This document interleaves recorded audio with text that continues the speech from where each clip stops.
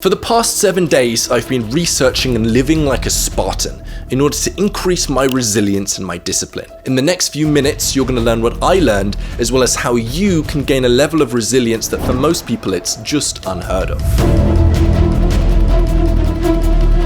If you didn't know already, the film 300 is actually based on a cartoon series, and it has quite a lot of historical inaccuracies. The Spartans were training to be the best warriors that they could be. That was what they cared about, so it didn't make sense for them to have massive muscles. In order to maintain those muscles, like it's depicted in the movies, you need consistent scheduling of sleep and consistent scheduling of workouts and perfect nutrition.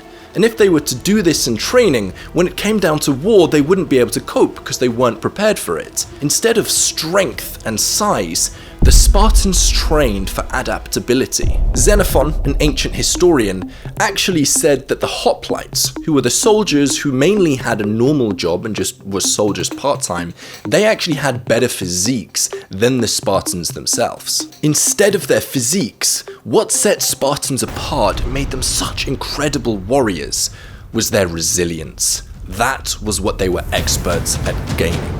So over the course of the past 7 days, I've been identifying my weaknesses and using Spartan techniques to gain incredible resilience. Here are 5 things that I learned.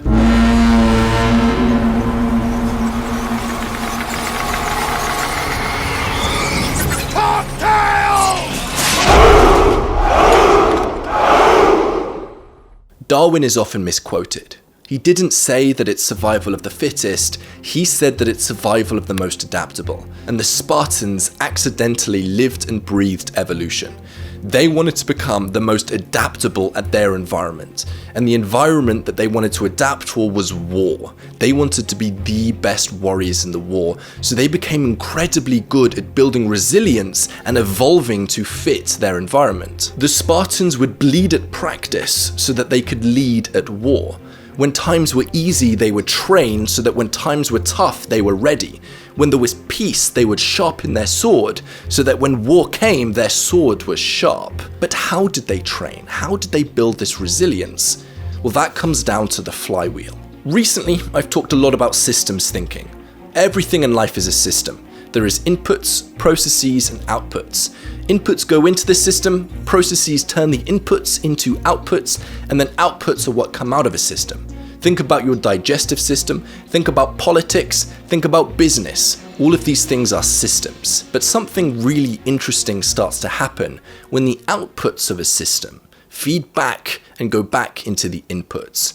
This is where exponential growth starts to happen. Think about the company Amazon.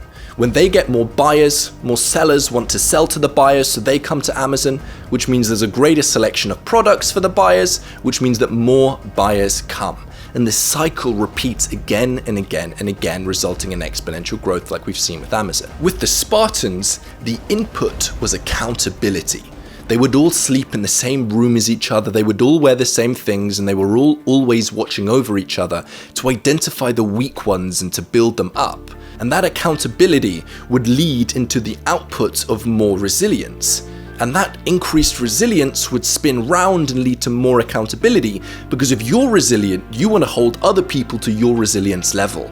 So the Spartans had this exponential feedback loop that was resulting in more and more and more resilience thanks to accountability. This ultra-competitive, extreme accountability environment led to the Spartans constantly pushing each other as a group upwards and upwards and upwards. Over the course of the past 7 days, I've been looking to try and find these feedback loops in my life, and I've actually found a lot. It's surprising how often the outputs spin back into the inputs, which means you can either go exponentially upwards or exponentially downwards.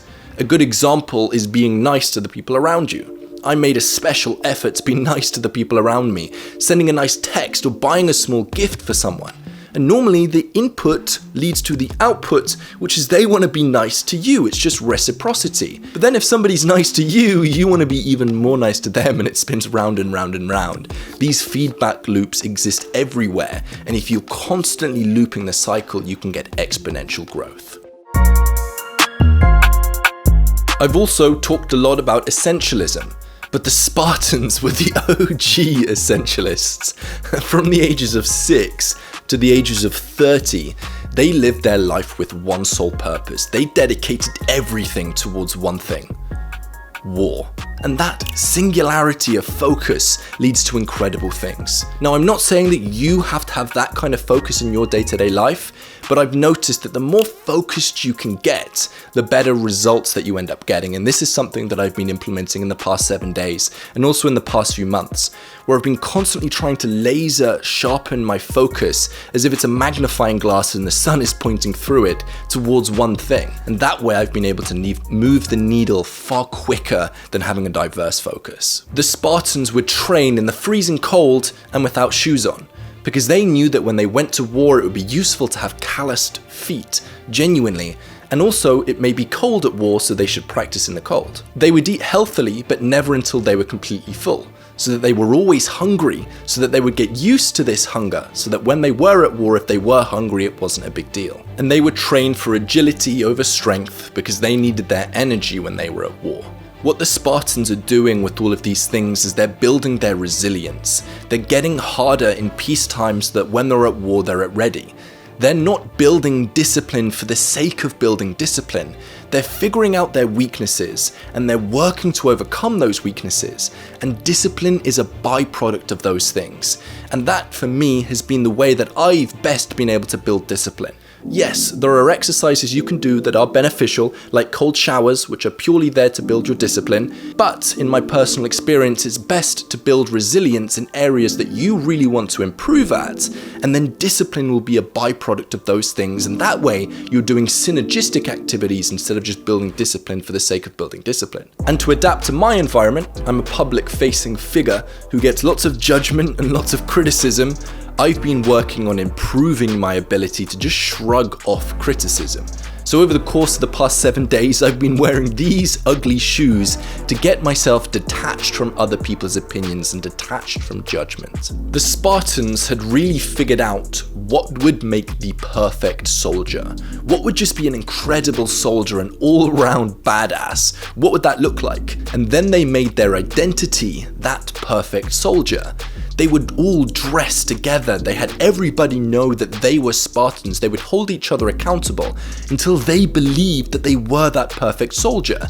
They shifted their identity and used accountability in order for them to become the best versions of themselves. Over the course of the past 7 days, I've been consciously refining my identity to be that of a time theorist. Somebody who knows that their time is limited and wants to do whatever possible to best use the limited time that they have on this planet in order to live a great life. I've been thinking, what would a time theorist do? And it's really helped me out in order to best use my time on this planet more wisely. If you want to be a time theorist, then adopt that as your identity as well. It's been the most effective identity that I've found of crafting, because your time is everything. Drop a comment down below saying I'm a time theorist if you think this could be beneficial.